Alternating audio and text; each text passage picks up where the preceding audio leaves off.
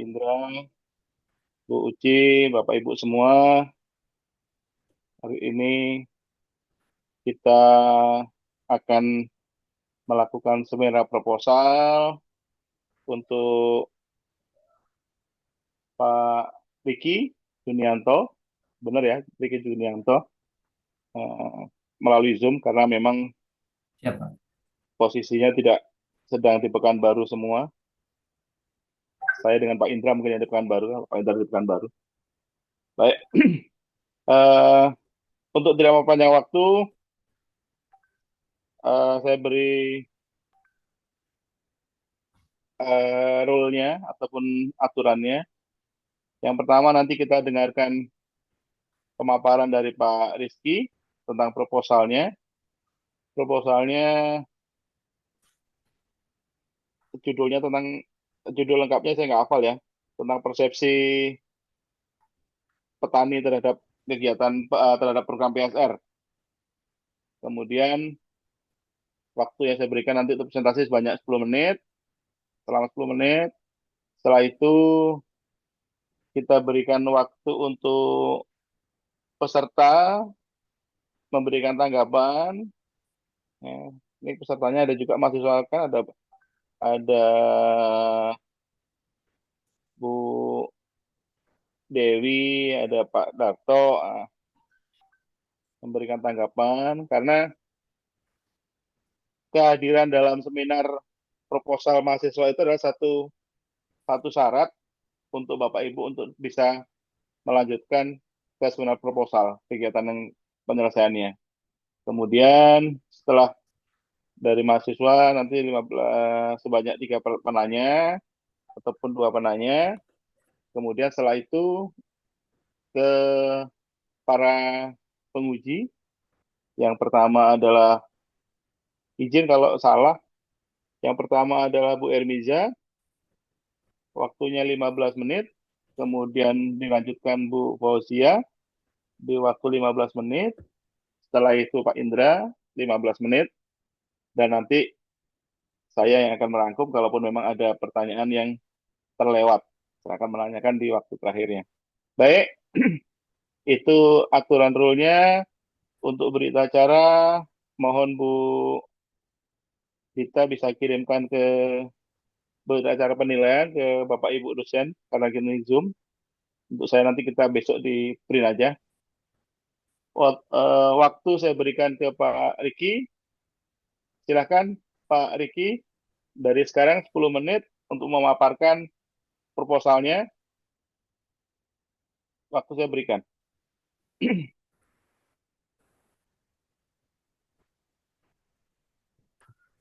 Nah,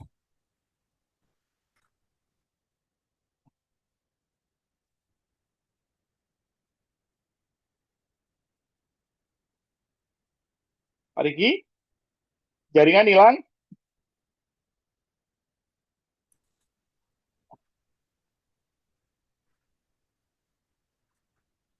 Baik, izin Pak. Siap, silakan. Mohon maaf Pak, ada gangguan jaringan tadi Pak. Sebentar, Pak.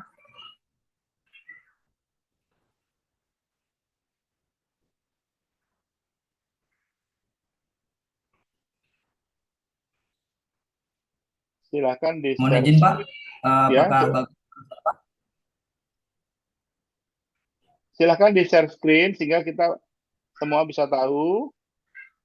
Kalau memang tidak bisa share screen, bisa dikirim ke Bu Dita ya untuk share screen.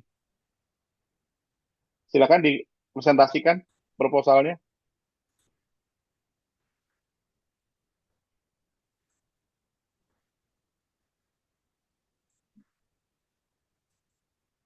Bisa share screen-nya? Oke. Baik Pak, bisa Pak.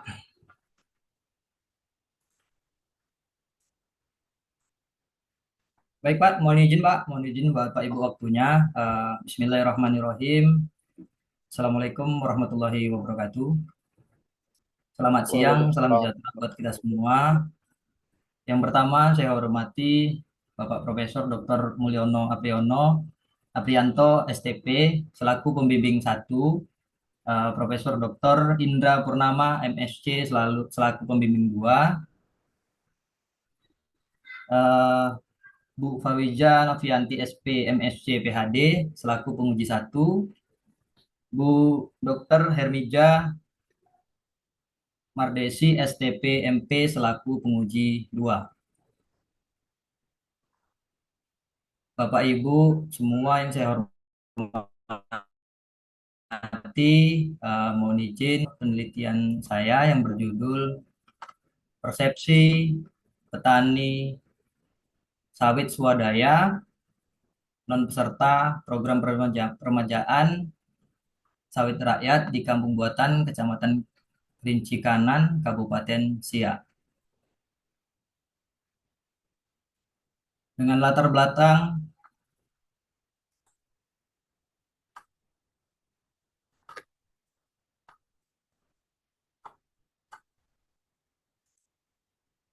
izin Pak, bentar Pak. Ada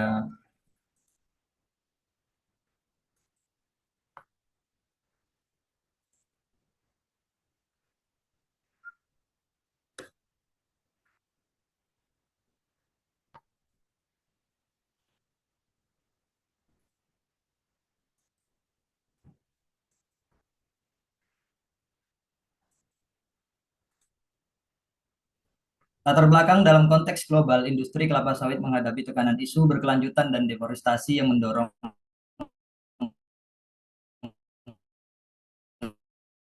negara produsen, termasuk Indonesia, untuk memperkuat 17 PSR diluncurkan untuk penggantian tanaman tua dengan bibit unggul bersertifikat, meningkatkan produktivitas, serta memperkuat kelembagaan dan pembiayaan petani. Meskipun Indonesia merupakan produsen CPO terbesar dunia, produktivitas kebun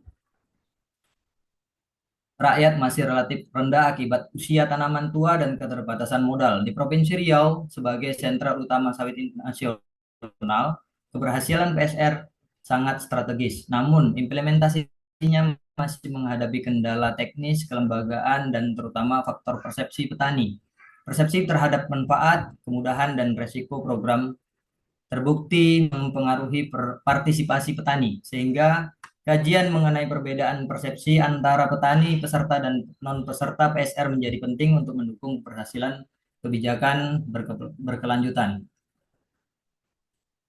Rumusan masalah, bagaimana persepsi petani sawit PSR terhadap pelaksanaan program peremajaan sawit rakyat di Kampung Buatan Baru.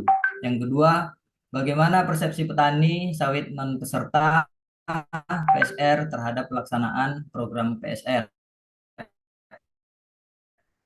Yang ketiga, bagaimana tingkat pengetahuan, manfaat, keadilan, dan persepsi antara petani peserta dan non peserta PSR terhadap pelaksanaan program. Yang kelima, apa saja yang mempengaruhi persepsi petani teranalisis persepsi petani sawit peserta PSR terhadap pelaksanaan program. Menganalisis persepsi petani sawit non peserta PSR terhadap pelaksanaan program. Yang ketiga, mengukur tingkat pengetahuan manfaat petani terhadap program PSR. Yang keempat, mengidentifikasi perbedaan persepsi antara petani, peserta, dan non-peserta PSR. Yang kelima, menganalisis faktor-faktor yang mempengaruhi persepsi petani terhadap pelaksanaan program PSR. Pendahuluan manfaat teoritis peneliti ini diharapkan dapat memperkaya kajian ilmiah di bidang agribisnis dan kebijakan perkebunan rakyat, khususnya terkait analisis persepsi dan partisipasi petani dalam implementasi program pemerintah serta memperkuat pendekatan sosial psikologis dalam suatu pembangunan pertanian. Manfaat praktek hasil pertanian ini dapat menjadi bahan pertimbangan bagi pemerintah, BPPDKS, dan Dinas Perkebunan Provinsi Riau dalam meningkatkan efektivitas pelaksanaan program peremajaan sawit rakyat, terutama dalam aspek komunikasi kebijakan, pendampingan teknis, dan pelayanan kepada petani. Yang ketiga, manfaat akademis. Penelitian ini dapat menjadi referensi bagi mahasiswa, peneliti, dan akademisi dalam pengembangan kajian mengenai faktor sosial dan psikologis yang mempengaruhi keberhasilan implementasi kebijakan pembangunan pertanian dan perkebunan berkelanjutan. Kajian teoritis. Persepsi dalam penelitian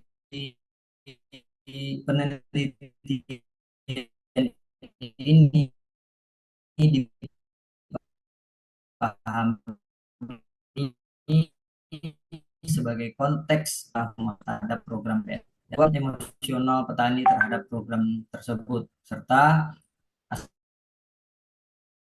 konatif yang menunjukkan kecenderungan SR. Ketiga aspek ini saling berkaitan dan membentuk respon petani terhadap kebijakan permajaan sawit rakyat. Sejumlah penelitian terdahulu menunjukkan bahwa implementasi program permajaan sawit rakyat masih menghadapi berbagai kendala seperti persoalan administrasi, koordinasi kelembagaan, dan kompleksitas regulasi. Sari dan Kreatif 2024, Sihaan dan Siregar 2020. Penelitian lain juga menegaskan bahwa partisipasi petani dipengaruhi oleh 2019. Sementara manfaat PSR belum dirasakan secara merata antara kelompok petani. Prabowo 2020. Selain itu, peran kelembagaan seperti KUD dinilai sangat menentukan keberhasilan PSR, Pengabaian dan Huta Barat 2023 dan Subekti 2024. Metode dilaksanakan di Kampung Baru, di Kampung Buatan Baru yang merupakan salah satu wilayah pelaksanaan program peremajaan sawit rakyat. Lokasi ini dipilih karena memiliki petani yang mengikuti program PSR maupun yang berpartisipasi sehingga relevan untuk melakukan analisis perbandingan persepsi. Sampel responden dalam penelitian ini terdiri dari dua kelompok, yaitu pemilihan responden menggunakan teknik purposive sampling dengan kriteria petani yang memiliki kebun kelapa sawit memahami pelaksanaan program PSR, perbedaan persepsi secara lebih terfokus.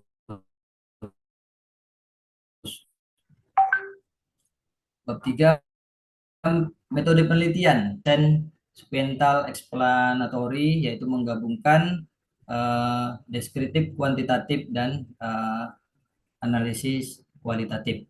Tahap 1, pengumpulan data melalui kuesioner dan analisis statistik. 2, wawancara mendalam untuk pendalaman hasil kuantitatif. Tahapan 1, kuantitatif dengan metode kuesioner dan uji statistik, tujuannya untuk mengukur tingkat dan perbedaan persepsi. Tahapan kedua, kualitatif, wawancara mendalam, menjelaskan dan memperdalam hasil kuantitatif. Dan persepsi, tujuannya untuk melihat kecenderungan jawaban responden. Indeks persepsi, tujuannya untuk mengukur tingkat persepsi petani terhadap SR. Uji T, Whitney, tujuannya untuk membedakan persepsi antara peserta dan non-peserta.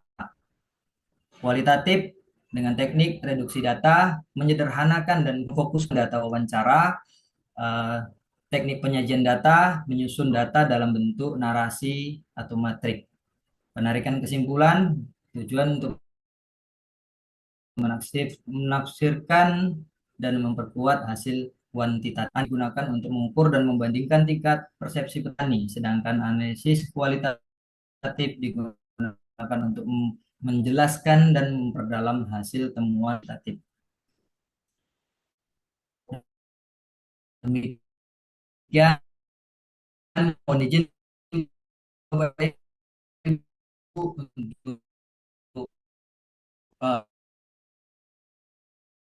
uh, penutupan. Saya mohon izin.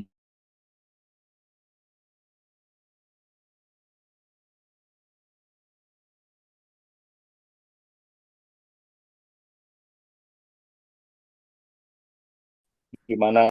Oke, silakan ke Bu Uci dulu ya, penguji satunya. Sorry, ke mahasiswa. Maaf, maaf, silakan. Mahasiswa Mahasiswa dulu Pak silakan. tadi. Ya, izin saya maaf. Silakan Silakan Pak, mahasiswa silakan. yang akan bertanya memberikan raise hand atau silakan langsung buka mic-nya untuk bertanya. Pak Bejo, Pak Darto, Bu Dewi, Baik, izin Pak. silakan. Ya, saya Bejo Utomo dari MIP 2025. Jadi satu hal yang ingin saya tanyakan, eh, output apa yang ingin dilihat dari progres PSR ini, dari penelitian tersebut? Arahnya seperti apa untuk program PSR ini? Apakah hanya persepsi tani terhadap program itu atau seperti apa gitu, Pak? Terima kasih. Oke, silakan Pak Rizky dicatat ya. Pertanyaan Pak Bejo. Baik, Pak. Silakan Bu Pak Darto atau Bu Dewi, Bu Rosa. Ini mahasiswa baru semua nih.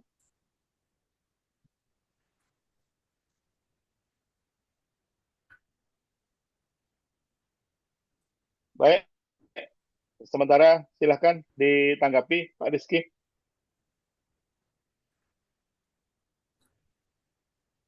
Baik, mohon izin Pak. Pak Bejo Utomo, Pak ya. Eh, Terkait untuk output penelitian ini, Pak. Yang pertama memang saya akan menganalisis perbedaan perbedaan antara persepsi petani yang peserta PSR dan non peserta PSR. Yang tujuannya nanti, Pak, itu regulasi pemerintah saat ini juga tujuannya untuk berkelanjutan. Ketika nanti peserta PSR itu menunjukkan keberhasilan yang luar biasa kepada petani yang tidak mengikuti program PSR, lanjutan Pak, sesuai dengan undang-undang ataupun peraturan ISPO dan RSPO untuk untuk perkebunan berkelanjutan. Jadi untuk saat ini memang melihat persepsi petani itu yang ikut peserta PSR dan non PSR. Namun tujuannya nanti bisa juga kita sebagai referensi agar uh, program PSR ini bisa berjalan dengan baik dan sesuai dengan tujuan berkelanjutan, Pak. Mungkin itu saja, Pak, dari jawaban dari saya. Mohon izin dan mohon maaf apabila ada kekurangan.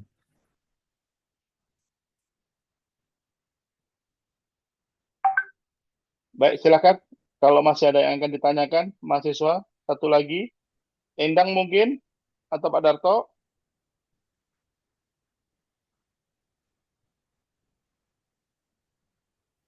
Izin Pak Endang. Mul, eh, Silakan Pak Darto. bisa. Pak Bimo, Pak Bejo. Baik, memang ini sepertinya hampir sama dengan apa yang saya lihat atau apa yang akan saya ajukan juga dalam penelitian saya, Pak Riki. Tapi saya lebih mengarah ke evaluasi program PSR itu gitu. Nah, sedangkan di sini Bapak kan melihat persepsinya. Sedangkan proses PSR-nya itu aja kita belum tahu sebenarnya di sana sudah jalan belum PSR itu. Itu aja. Terima kasih, Pak. Silakan Pak Riki. Sudah jalan belum di Kerinci kanan ya? Di Izin, Pelalawan. Pak, untuk berjalannya sudah berjalan, Pak. Sudah, Pak. Mohon izin, Pak. Dari data awal yang saya dapatkan dari eh, Ketua Koperasi itu Pak Yono, yang mengikuti program PSR itu adalah 78 orang. Itu sudah data sementara, Pak, dari Pak Nyono selaku Ketua KUD di Desa Buatan Baru. Itu sudah berjalan, Pak. Namun untuk lebih lanjutnya, nanti kita akan turun ke lokasi selesai dengan semua nanti surat-surat izin penelitian juga kita akan bahas lebih dalam, Pak. Yang jelas sudah berjalan, Pak, program PSR-nya di sana, Pak. Baik. Jadi Izin, Bang. ki- Sudah kira-kira berjalannya ini sudah dapat Demikian, Pak. dananya, sudah sampai progres pelaksanaan ya, atau masih proses pengajuan? Terima kasih. jadi kira-kira gini Pak Bejo, izin ya Pak Riki. untuk di daerah Pelalawan itu ada beberapa wilayah yang sudah mendapat dana hibah PSR. Kemudian di KUD itu ada yang sudah ikut PSR dan ada yang belum. Nah, ini kan muncul muncul muncul dua hal yang berbeda, sehingga itu akan dilihat persepsinya. Kenapa yang ini mau, yang ini belum, kan begitu. Nah, ke sana arahnya Pak Rizky-nya. Jadi memang sudah ada yang jalan, Pak. Sudah ada, bahkan sudah ditanam, gitu loh. Nah, cuman kan banyak banyak petani Betul mempunyai Pak, sudah ada yang jalan persepsi yang memang Pak.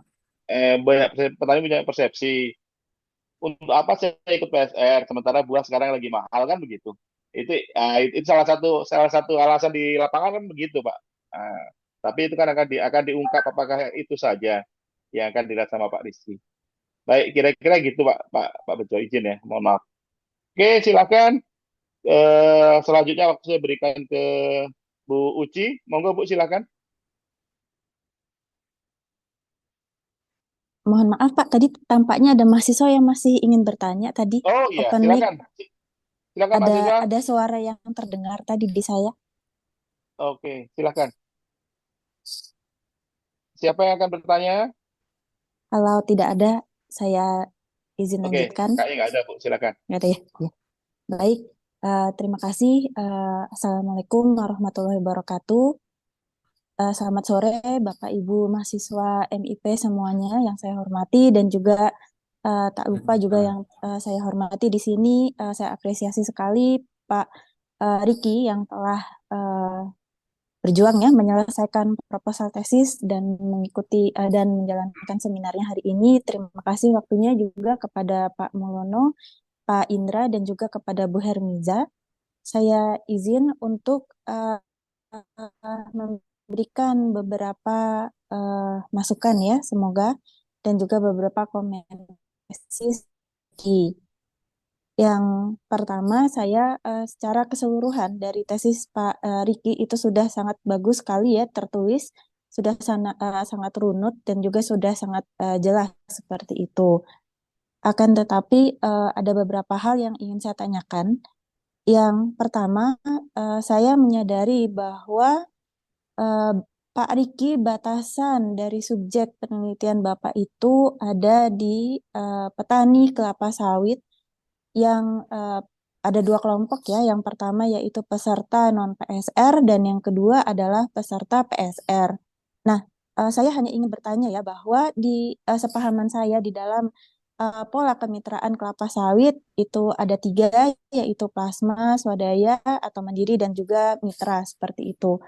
Biarpun Pak Riki sudah memberikan batasan yang jelas, tetapi saya ini ya, bagaimana juga ini kan penelitian ingin membandingkan seperti itu persepsi petani kelapa sawit. Nah, saya berpikir ya, apakah gitu ya ada efeknya gitu pola kemitraan di petani kelapa sawit ini terhadap persepsi petani juga dalam mengikuti atau dalam bergabung gitu ya kepada program PSR ini atau tidak seperti itu Pak Riki.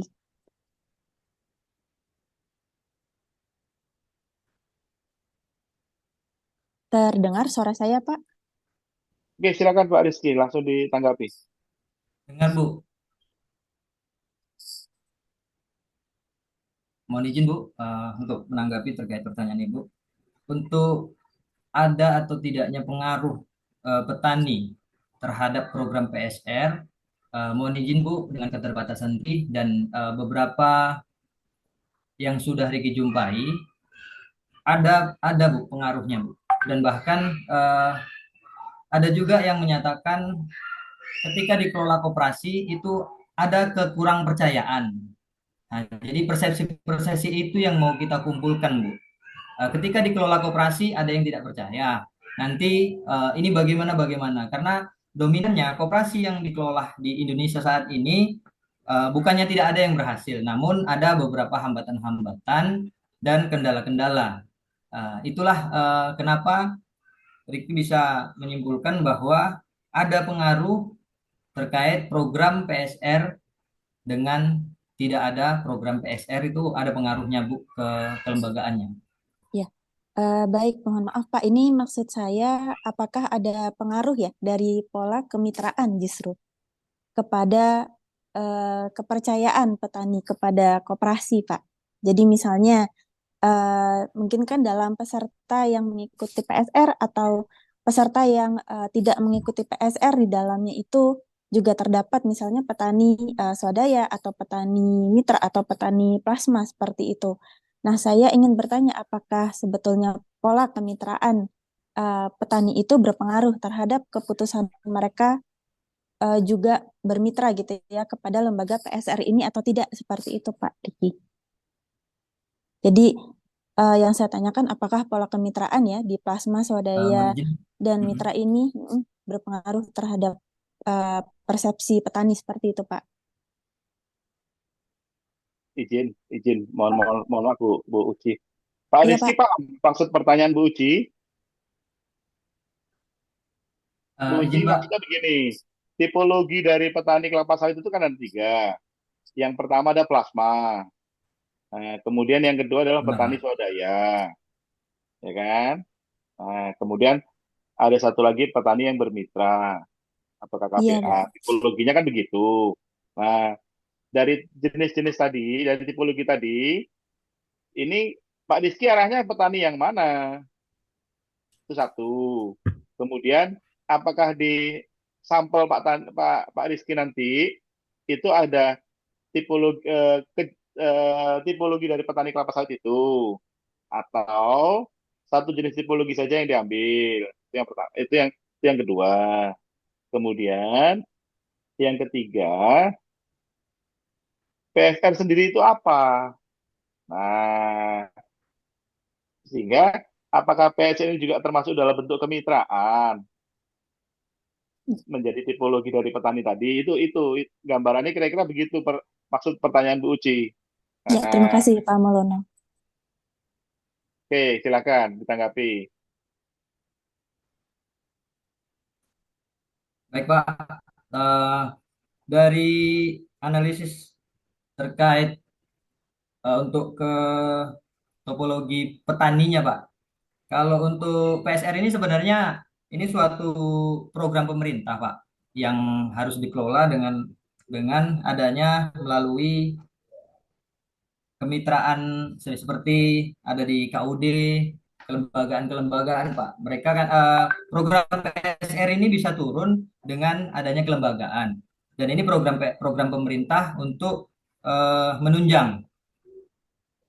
Kalau tipologi petani itu harapan saya Pak, karena ketika nanti di sini saya membandingkan yang memang tidak mengikuti sama sekali dia kemitraan, dia hanya swadaya Pak.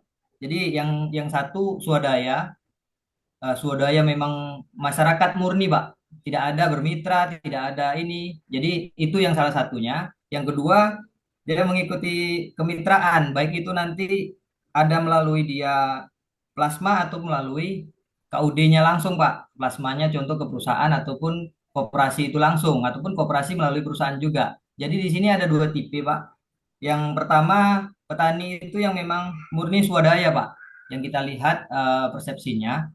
Namun untuk pendalaman terkait untuk uji lebih lanjutnya mungkin belum belum ada, Pak. Yang jelas ada dua persepsi di sini, petani swadayanya yang memang tidak ada ikut kemitraan, itu yang saya ambil, Pak. Ada dua uh, jenisnya, Pak. Artinya proporsi slampingnya itu berlaku untuk petani swadaya ya, bukan petani plasma begitu.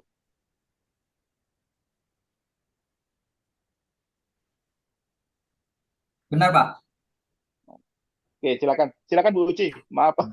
Iya, nggak apa-apa Pak. Iya, karena ketika saya ini ya membaca proposalnya itu, saya tuh khawatirnya kan sepahaman saya juga kurang paham sebetulnya di bagian regulasi kelapa sawit gitu ya. Eh, karena saya khawatirnya ketika ada petani yang memang sudah misalnya bermitra dengan perusahaan gitu, akan tetapi juga bermitra misalnya dengan koperasi seperti itu ya Bapak ya. Dan kemudian latar belakang itu bisa mempengaruhi persepsi seperti itu. Misalnya untuk apa saya mengikuti program pemerintah yang ada di PSR ini seperti itu yang ada di koperasi gitu. Karena saya sudah bermitra misalnya dengan perusahaan kelapa sawit yang jauh lebih menguntungkan misalnya seperti itu. Jadi menurut saya menarik ya kalau misalnya Pak Riki juga memasukkan variabel gitu ya, variabel pola kemitraan responden yang nantinya petani ini gitu ya di dalam kuesioner seperti itu. Jadi nanti di pembahasan mungkin jauh lebih menarik gitu ya bagaimana latar belakang kemitraan responden petani terhadap persepsi mereka memilih untuk bergabung di koperasi atau tidak seperti itu Pak Riki. Itu masukan saya. Jadi nanti silahkan ya didiskusikan kembali dengan para dosen pembimbing untuk kejelasan subjek responden petani ini seperti itu Pak Riki. Terima kasih. Dan yang kedua, saya ingin bertanya ya, karena Pak Riki ini kan ingin memperdalam atau novelty-nya itu menggabungkan eh, sosio apa tadi ya? Maaf ya catatan saya. Boleh dibantu Pak Riki, novelty-nya Pak Riki ini kan ingin menggabungkan antara ekonomi, sosio apa tadi ya? Maaf, persepsi ya, bukan. Dan Buku yang apa ya, yang explanatory, Bu. Explanatory, Bu. bukan yang di bagian latar Explanatory. belakang ada novelty kan ya? Di latar belakang itu di dalam proposal ada novelty. Nah, di dalam novelty-nya itu Bapak ingin menggabungkan pendekatan, ada dua pendekatan ya. Yang pertamanya itu Kuantitatif. sosio, bukan, sosio apa begitu Pak? Bentar ya, saya buka dulu. Atau bisa Pak Riki bantu, ada sosio apa begitu Pak? Seingat saya. Bentar ya, ada sosio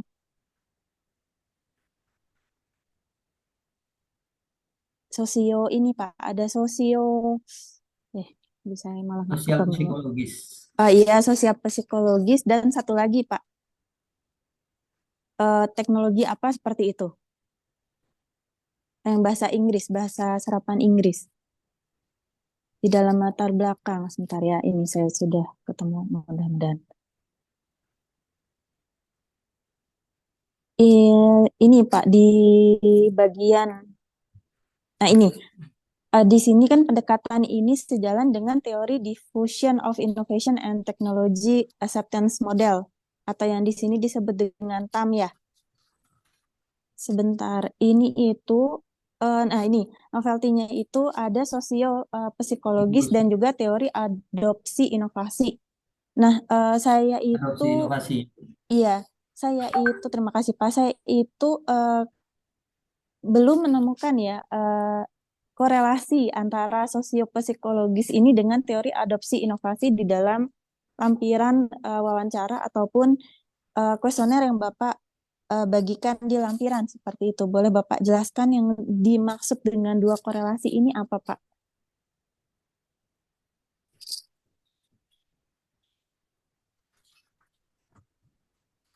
Kalau yang sosio psikologinya sudah dapat ya sebetulnya, tapi yang inovasinya ini saya belum menemukan seperti itu. Adopsi inovasi ini.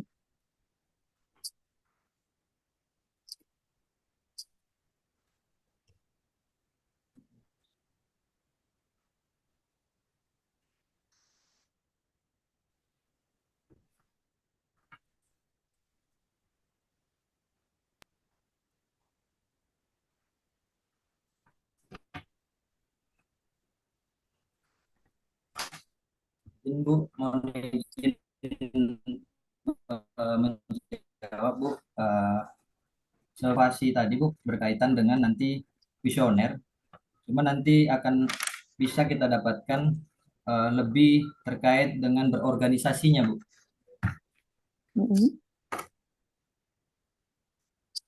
Bu, dengan mengikuti organisasi dan aktif dalam melengkapi semua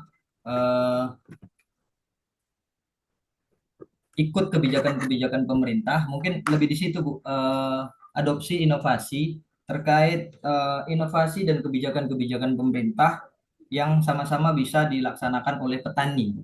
Contoh, Oh, oke. dia akan ikut juga setelah ikut PSR-nya dia kan semua izin-izin terkait nanti keberlanjutan itu akan menjadi mungkin di situ Bu. Baik, baik. Oke, terima kasih Pak Riki. Saya lanjut yang ketiga ya. Saya lanjut yang ketiga, itu mengenai populasi dan teknik pengambilan sampel atau sampling ya, jumlah responden. Kalau dalam proposal Bapak itu menulis diambil 60 orang dan kemudian dibagi menjadi 30-30 ya, 30 orang yaitu peserta non PSR dan 30 orang itu peserta PSR. Nah, saya tuh ini mungkin Bapak inginnya mengeneralisasi ya, ngambil umum gitu ya. Jadi 30-30 gitu ya, biar bisa adil gitu ya suaranya. Akan tetapi saya khawatirkan apabila mengeneralisasi seperti ini gitu 30-30 gitu biar maksudnya biar enak gitu ya, biar sama. Akan tetapi apakah ini itu nanti datanya bisa mewakili gitu ya seluruh petani gitu yang ada di eh, Kerinci ini yang di Kampung Buatan Baru seperti itu, Pak. Karena tadi juga ada 78 ya ternyata ya peserta yang mengikuti PSR saja seperti itu.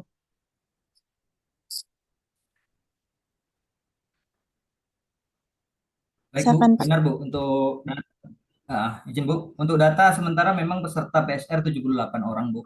Jadi ketika nanti memang data ini kurang ini Bu, bisa kita nanti revisi supaya memang hasilnya itu lebih mewakili Bu. Nanti bisa juga mohon izin bimbingan, mohon izin juga dari dosen pembimbing. Nanti akan saya diskusikan kembali Bu.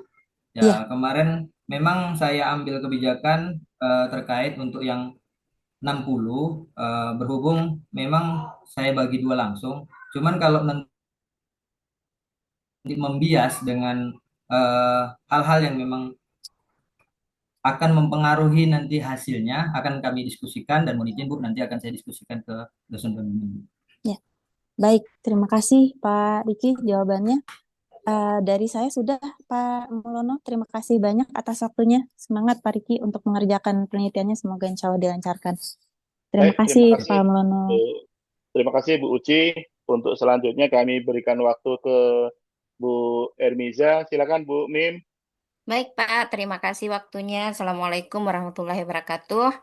Waalaikumsalam. Salam. Yang pertama, selamat Pak Riki udah sampai ke tahap ini. Amin, Kemudian terima kasih. untuk struktur proposalnya cukup baik ya, meskipun di bagian pendahuluan terlalu terlalu apa ya, terlalu panjang kalau menurut saya, tidak sampai ke intinya gitu. Nah, yang pertanyaan pertama, Pak Riki sebenarnya tinggal di mana sih? Halo, Di Pak Riki? Pelalawan saat ini izin Pelalawan. Bu di Pelalawan saat ini Bu Oke. di Pelalawan Nah, benar Bu. oke. Nah, kalau boleh tahu, tadi kan udah dijelaskan memang latar belakang ya. Cuman ide muncul awalnya Pak Riki mengambil daerahnya itu Kabupaten Siak, itu kenapa? Gitu. Eh, Satu sisi Bu di situ kan ada kawan juga Bu, ada kawan di situ dan kemarin juga ada di situ yang menarik menurut saya Bu, setelah mengikuti program PSR dan kemitraan ini dan dibantu dengan PSR ini kan ada bantuan Bu dari pemerintah. Hasil petani meningkat, terus dari sisi pembiayaan itu kan dapat biaya. Jadi di situ Iya, yang buat satu sisi. maksud ya, maksud saya untuk daerah Riau, apakah cuman di Siak itu saja yang seperti itu yang dapat PSR atau memang cuman di Siak yang berhasil, daerah lain tidak? Nah, secara ilmiah ini kan kita mau bikin penelitian ilmiah nih, tesis nih hasilnya. Tentu harus ada dasarnya. Kenapa Kabupaten Siak itu yang diambil? Itu maksud saya. Gimana? Daerah lain nggak ada PSR-nya? Daerah lain ada Bu. Satu sisi kalau memang daerah Kampar kemarin ada, cuman menurut saya dari sisi satu sisi memang lokasi Bu. Di daerah Kampar ada juga kemarin kawan Ya. terkait diskusi PSR ini juga ada yang berhasil. Jadi Namun alasan menurut ya, saya mm-mm.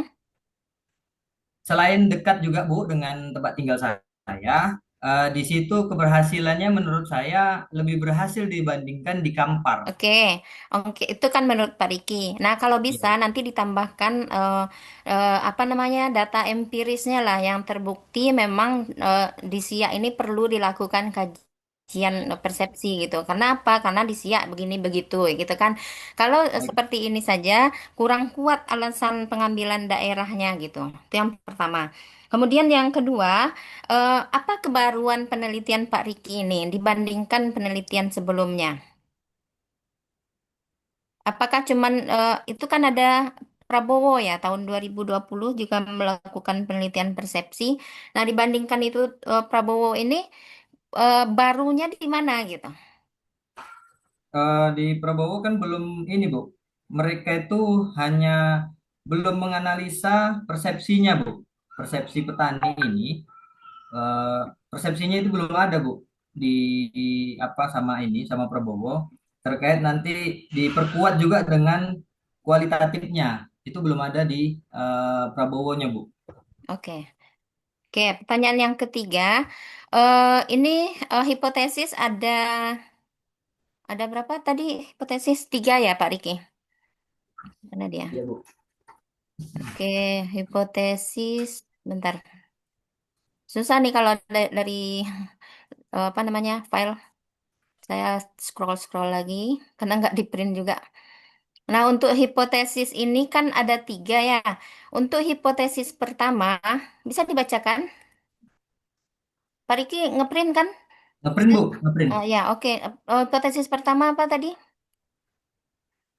Untuk Yes. hipotesis. Bentar, Bu. Ntar lama scrollnya jadinya. Mana dia? Hipotesis. Oh, ini. Halaman sebelum metodologi. Hipotesis pertama itu terdapat perbedaan persepsi petani kelapa sawit antara petani peserta PSR dan non peserta. Oke. Nah, untuk hipotesis pertama di metodologi saya lihat sudah ada untuk pengujiannya gitu ya.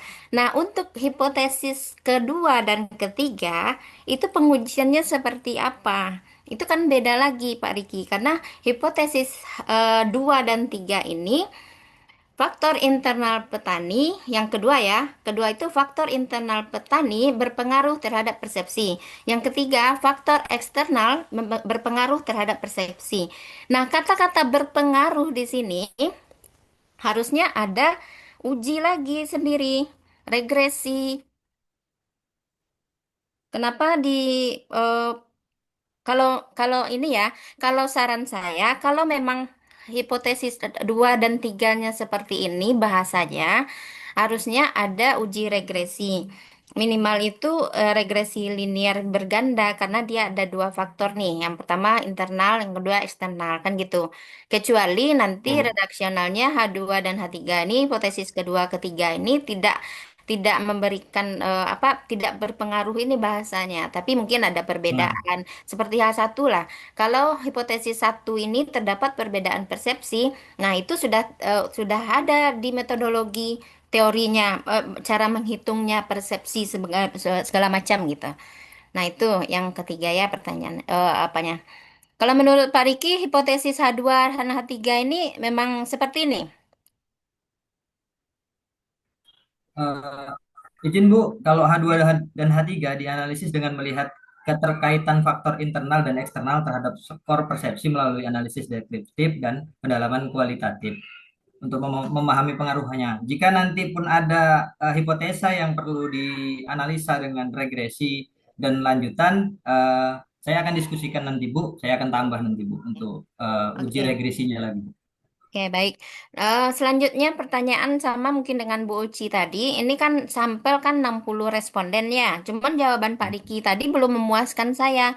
Kan jawabannya nanti akan diskusi. Sebenarnya untuk menentukan sampel dalam sebuah penelitian, dalam sebuah proposal penelitian itu harus berbasis teori gitu. Apakah ini pakai rumus Lovin didapatkan 60 ini? Apakah ini berdasarkan apa namanya? eh apa power analysis gitu. Nah, harus tertuang di proposal itu kenapa 60 responden. Nggak boleh coba-coba saya coba 60 atau semua populasi misalnya gitu. Jadi kalau saran saya kalau memang ini nanti diperbaiki, carilah secara ilmiah bagaimana mendapatkan sampel itu gitu ya. Baik, Bu. Dari semua dari semua populasi gitu.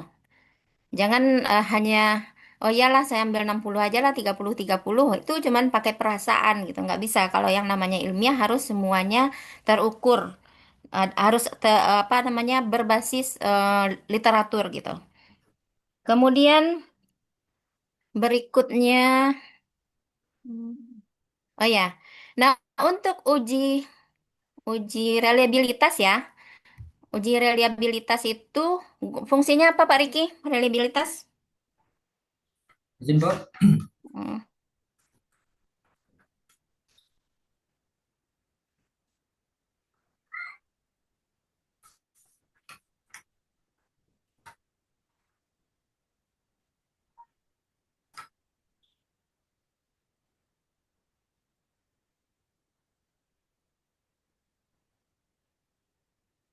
Pak Riki yang bikin proposal kan? Iya, Bu. Uji reliabilitas untuk apa?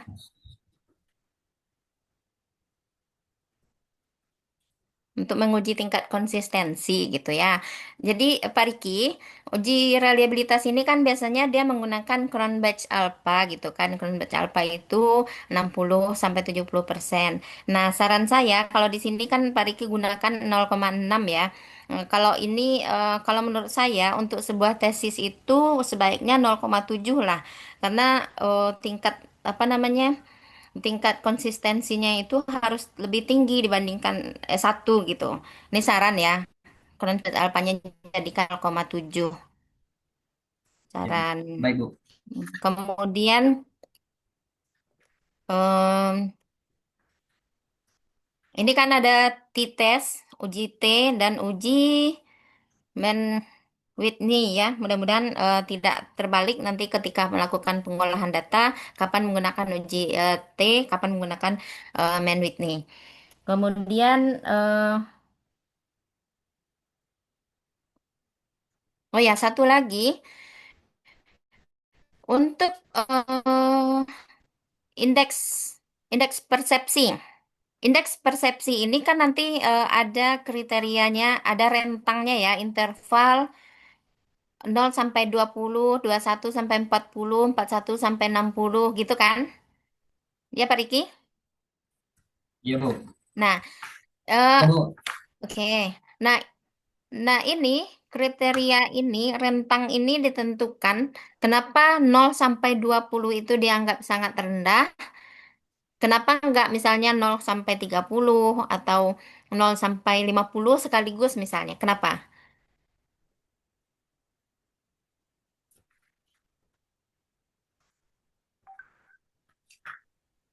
Dasarnya dicari Pak Riki, dari mana? Dari artikel kah? Dari mana gitu. Baik, Pak.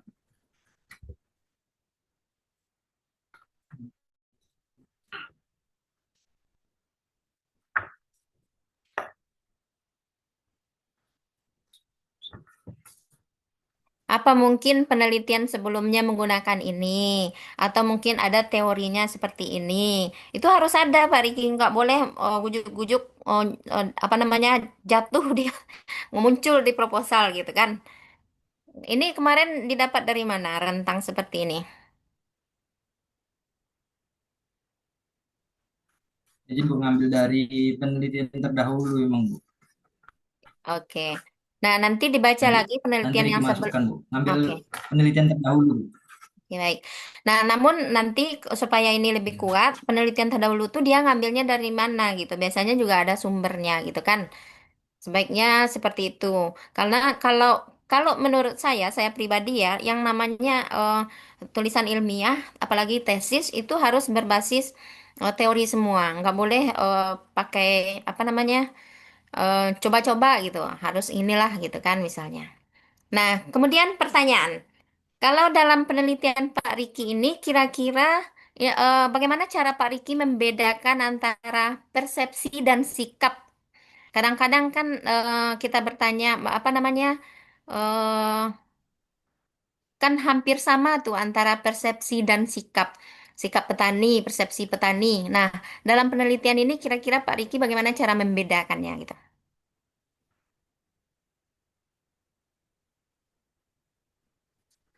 Izin Bu, kalau untuk membedakan persepsinya nanti dari kuesioner Bu, nanti kita akan apakan Bu, dari Apakah kuesioner. Oke, apakah Pak Riki yakin semua pertanyaan di kuesioner ini sudah mewakili untuk semua persepsi? Harapan saya mewakili Bu. Karena saat ini Harus yakin, karena kan yakin. mau turun nih penelitian, harus yakin, jangan mau dipengaruhi orang. Saya nanya gitu, harapan saya jawabannya. Harus yakin, saya yakin Bu, gitu jawabannya ya. Ya Bu, karena saat ini pun bulan puasa Bu. Mudah-mudahan nggak ada yang berbohong. Oke, selanjutnya pertanyaan apa ya? Em, nah, kalau misalkan terdapat perbedaan persepsi gitu kan antara peserta PSR dengan non PSR, apakah itu nanti artinya bisa kita simpulkan kalau itu mencerminkan kegagalan dari program PSR? Gimana menurut Pak Riki?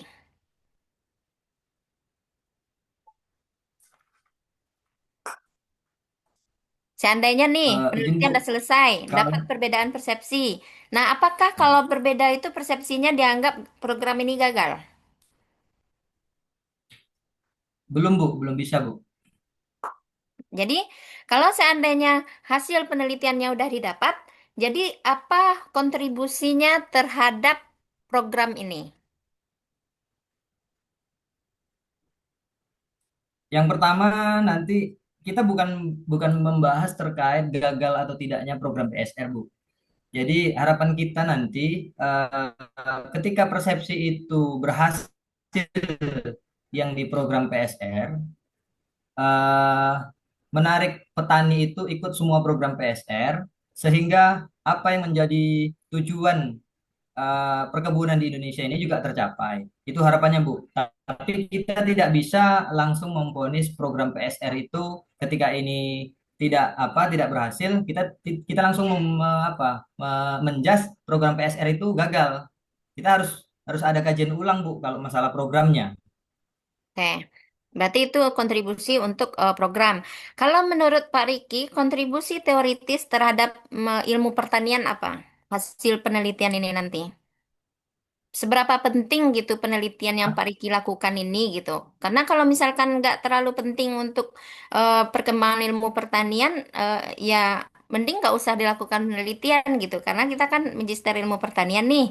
Magister ilmu pertanian itu harus menghasilkan kontribusi ilmiah secara teoritis gitu. Kira-kira hasil penelitian ini ada nggak kontribusinya terhadap perkembangan ilmu pertanian?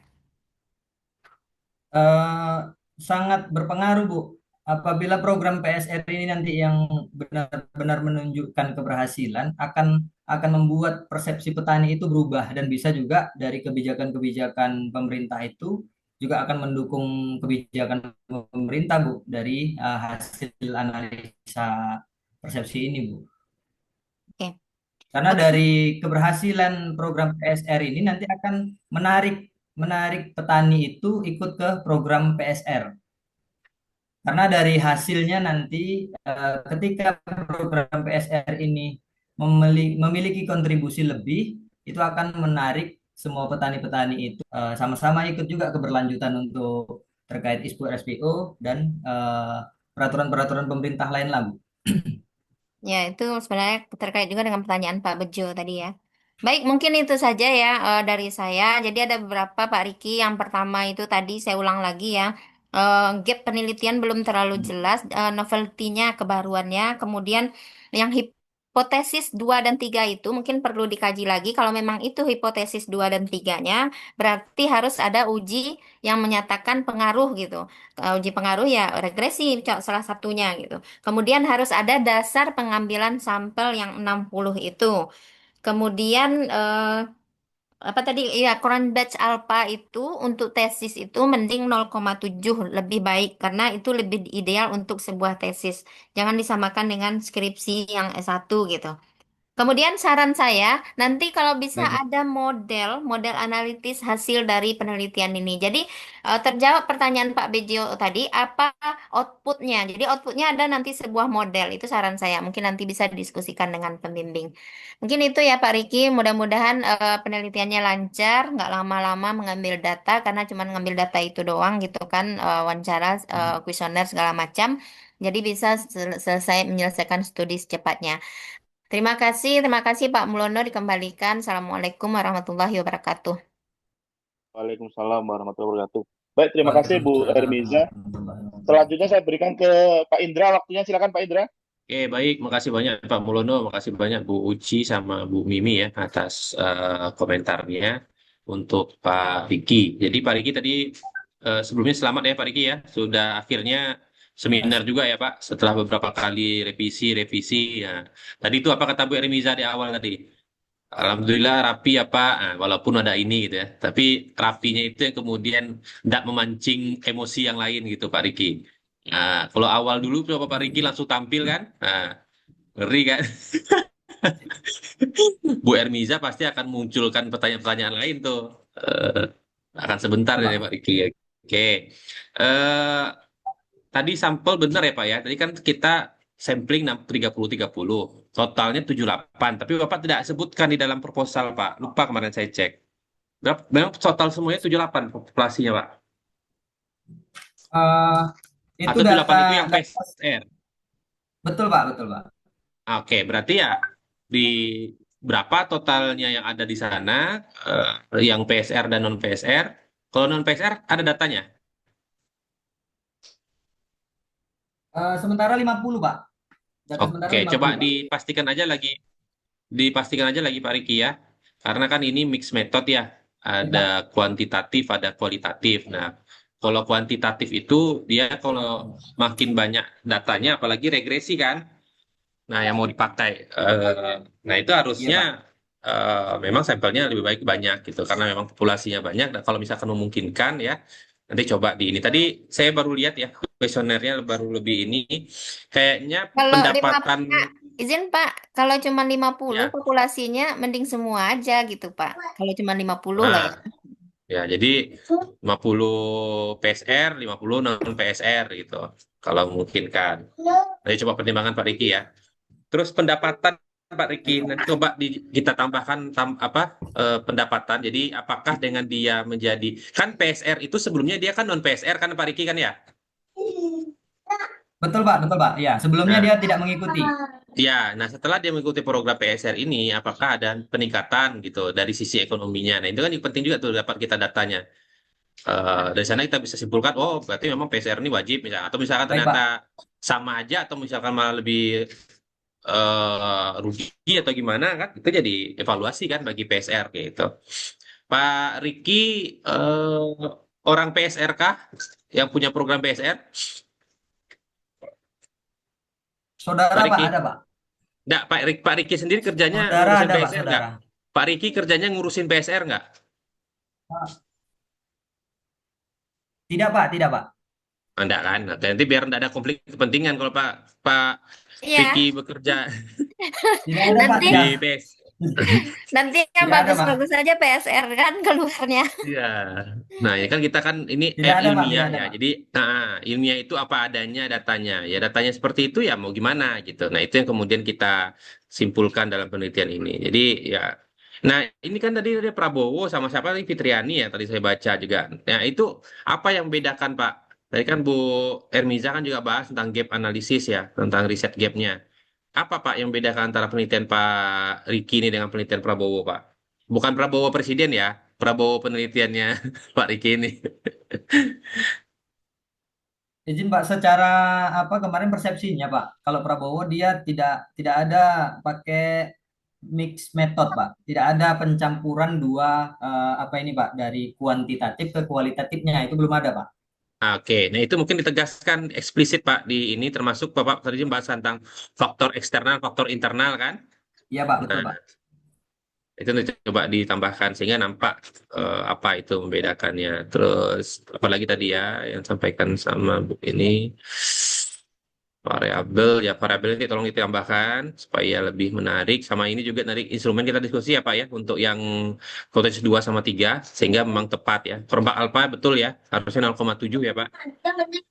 Bukan 0,5. Biar nggak ada sampling, ada diperbaiki. Mungkin itu dari saya Pak Mulono.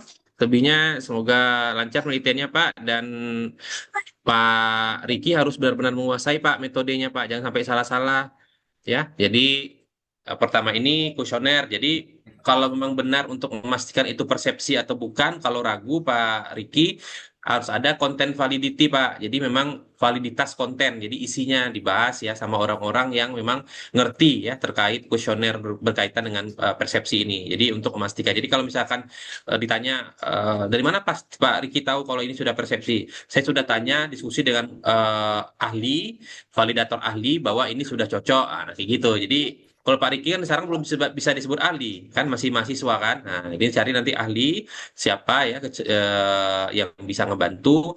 Nah, setelah itu, setelah dapat kuesionernya ahlinya oke, kan nanti dikoreksi tuh. Nah, Bapak harus ada tuh nanti Bapak punya ininya lembar-lembar koreksian dari si validator. Nah, itu disimpan Pak. Itu jaga-jaga nanti dimasukkan dalam eh, apa namanya Oke. lampiran Bapak. Nah, setelah itu udah oke dari validator, kemudian diujikan ya. Jadi Bapak nanti diujikan ini dapat nanti valid atau tidak valid soalnya Pak. Ya, nanti ada dua tuh validasi sama reliabilitas ya. Nah, kalau misalkan ternyata ada soalnya nggak valid. Nah, tadi kan kalau soal valid tuh gimana Pak cara lihatnya Pak? Ada 0,05 Bapak buat. Pak Riki. Halo Pak Riki. Di saya buku nih. Ini bagian penting soalnya ini. Karena banyak mahasiswa yang apa Iya, yang Pak. pusing di tahapan ini. Kadang ditulis di proposal, tapi ketika ngolah data nanti bingung kan? Iya. Loh, mana Pak Nah, Rikinya? kalau bingung itu maksudnya tanya ke pembimbing gitu. Kadang-kadang mahasiswa ini bingung, dia mandai-mandai sendiri aja, Bu. Tadi ada mahasiswa Pak Adolf ya sama Pak ini di kuesionernya itu dia ada 3 variabel, 15, Hmm. 15, 15. Dijadikannya satu untuk analisisnya dalam SPSS. Jadi Ya nggak enggak ketemu lah. kaget Pak Adolf pun kaget kok ibu bisa tiga-tiganya langsung ibu masukkan dalam satu ini biar cepat Pak. Ya nggak gitu juga. Ya kan mau jawab apa gitu, nggak datanya nggak keluar dia seperti itu gitu. Jadi ini Pak Rikinya keluar nih, mana Pak Rikinya? Yang Nggak diuji ada malah keluar. sinyalnya emang Pak Rizkinya harus cari Sinyalnya yang hilang, kuat Pak. nih. Gitu ya Pak Bejo ya, nanti kalau penelitian Pak Bejo, ini Pak Bejo kayaknya bakal mau tampil lagi nih setelah ini nih. Siap, Pak. Tinggal bimbingan, Pak. Ya Tinggal siap. ibunya satu. Bu Oke Fauziah siap. udah, tinggal Bu satunya, pembimbing satu. Siapa Pak namanya Pak? Evaluasi terhadap pelaksanaan PSR, Pak. Nggak, siapa pembimbing satunya namanya Pak? Nah, nggak tahu juga misalnya. Lu- Lupa Pak Bejo nama pembimbing satunya. Hafal, Pak. Bu Yuliana, Pak. Selalu hafal. Oh Bu Yulia. Oh Bu Iya. Yuliana, oke. Evaluasi persepsi. Nah, kan Evaluasi mirip-mirip nih Pak pelaksanaan, Bejo Pak. ya.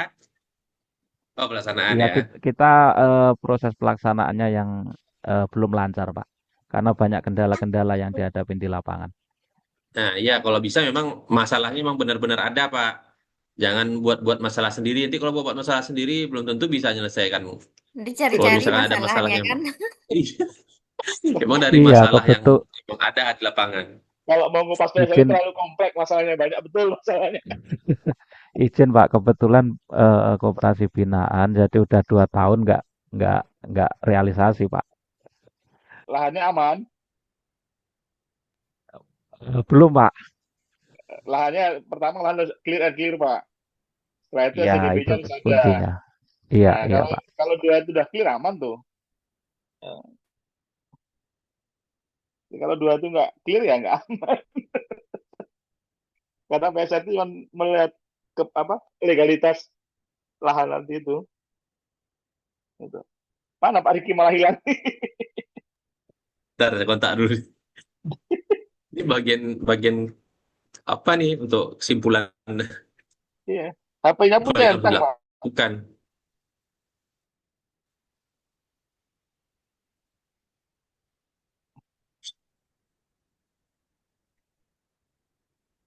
Oke, kalau misalkan nggak bisa gabung Pak Diki, nanti saya diskusi sama dia aja langsung Pak Mulono. Jadi Oke. biar cepat kan, nanti habis. Ya. Ya, Maaf Nanti Pak, di anu aja itu Pak putus, Diki. Pak. Oke, putus jaringan Pak, putus jaringan. oke. Oke. Oke Oke, Pak jadi Pak Riki Riki tadi silakan. dengar saya dari bagian mana Pak Riki? Sampai di mana Terkait dengarnya? faktor eksternal dan internal, terus validasi data tadi Pak. Oke, dan dari validasi validator ahli ada dengar tadi ada? Itu terakhir Pak, validasi dari ahli Pak, ahli juga untuk menentukan Ahli. Oke. Udah selesai nanti konten validity-nya, validasi dari ahli. Kemudian Bapak coba sampel kecil ya. Kalau kitanya sebutnya tryout namanya itu. Coba ya. Coba-coba misalkan 10 atau 15 lah. Dan jangan orang yang akan kita uji yang kita kasih gitu, Pak. Ya, Oh, kita cek nanti validasinya, kemudian reliabilitasnya, kemudian nanti kroba alfanya 0,7 ya. Itu Pak, Kemudian itu Pak. nah, terus nanti kalau nggak valid hasilnya jangan dipaksa valid ya Pak Riki ya. Jadi Baik kalau Pak. nggak valid ya udah berarti kita cari bentuk yang lain gitu pertanyaannya atau gimana gitu atau misalkan tidak perlu digunakan kalau nggak keburu lagi gitu. Nah ini kadang-kadang jadikan valid aja semuanya gitu loh. Ya, kalau nggak valid ya udah nggak apa-apa gitu. Nanti baru diuji di nah kapan nanti uji T, kapan linear dan sebagainya nanti habis itu kita diskusikan dengan instrumen-instrumen yang baru ya Pak ya revisi dari Pak Riki. Itu dari saya Pak Mulono. Makasih banyak Pak Riki. Semoga lancar penelitiannya dan jangan dibuat lama-lama Pak Riki. Langsung exchange habis ini apa gitu ya. Terima baik, kasih Pak terima Mulono. kasih. Baik Baik, Pak. terima kasih Pak Indra, Bu Mim, Bu Uci. Makasih, selamat untuk Pak Rizky, makasih semua Bapak Ibu mahasiswa. Saya sedikit tambahkan, saya lihat di sini ada sedikit kurang fokus pada sampel ya. Jadi Pak Rizky kalau mau sampelnya lebih lebih spesifik, Pak Rizky ambil lokasinya di Pelelawa Adisia di kelompok tani apa? Karena dalam kelompok tani itu kan ada Baik. petani yang ikut PSR, ada petani yang tidak ikut PSR. Nah, itu saja yang diambil. Jadi eh, dibunyikannya adalah persepsi petani kelapa sawit, peserta PSR dan non PSR di kelompok tani apa.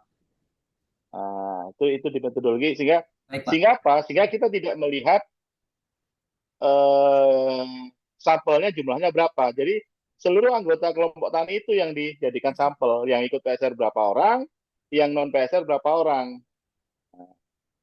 Itu kan akan lebih apa artinya lebih lebih sesuai Fokus Pak ya. daripada Pak Rizky menentukan mengambil sebagai bentuk petani lah. Nanti petani kan bisa saja dia bukan anggota kelompok tani itu karena petani non PSR. Nah, jadi Baik Pak. fokuskan di satu kelompok tani itu didata dulu ada yang PSR berapa, yang non PSR berapa, kemudian di metodologi dijelaskan, disebutkan. Nah, pengambilan sampel petaninya adalah petani dari kelompok tani ini. Kenapa kelompok tani? Karena persyaratan untuk PSR itu yang boleh mengajukan hanya kelompok tani minimal. Benar Pak. Nah, bisa koperasi, bisa, tapi kelompok tani itu sudah boleh mengajukan. Bisa bermitra dengan perusahaan ataupun dia diajukan melalui dinas perkebunan, tidak bermitra dengan perusahaan. Tuh. Sehingga nanti faktor eksternalnya juga akan terbahas. Apa masalahnya? Kenapa dia tidak bisa ikut PSR? Apakah lahannya yang bermasalah, yang masih masuk dalam kawasan atau seperti apa? Atau dia tidak punya SDB? Nah, kan seperti itu. Untuk saran aja, tambahkan aja di situ. Kemudian untuk yang Baik Pak. metodologi silakan komunikasi dengan Pak Indra. Untuk dan apa yang dibilang Bu Uci sama Bu Ermiza nanti diperbaiki, dimasukkan. Kemudian segera action supaya Baik, Pak. harapan saya sih angkatan Pak Rizky bisa banyak wisuda di bulan Oktober. Baik, terima kasih. Saya Baik, Pak. ucapkan selamat untuk selanjutnya, langkah selanjutnya. Akhirul kalam, wassalamualaikum warahmatullahi wabarakatuh. Terima kasih untuk semua Bapak Ibu yang telah hadir dalam seminar proposal ini. Makasih Bu Min, Bu Uci, Pak Indra, Pak Bejo. Akhirul kalam, wassalamualaikum warahmatullahi wabarakatuh. Waalaikumsalam warahmatullahi wabarakatuh. wabarakatuh. Terima kasih, Pak. Selamat izin pamit. Terima kasih, Bu. Selamat ya Pak Rizky, izin live. Siap, sama-sama, Pak. Ya, presenter juga ya. Selamat Pak Riki. Ya, selamat Pak Riki. Ya, Pak. Assalamualaikum.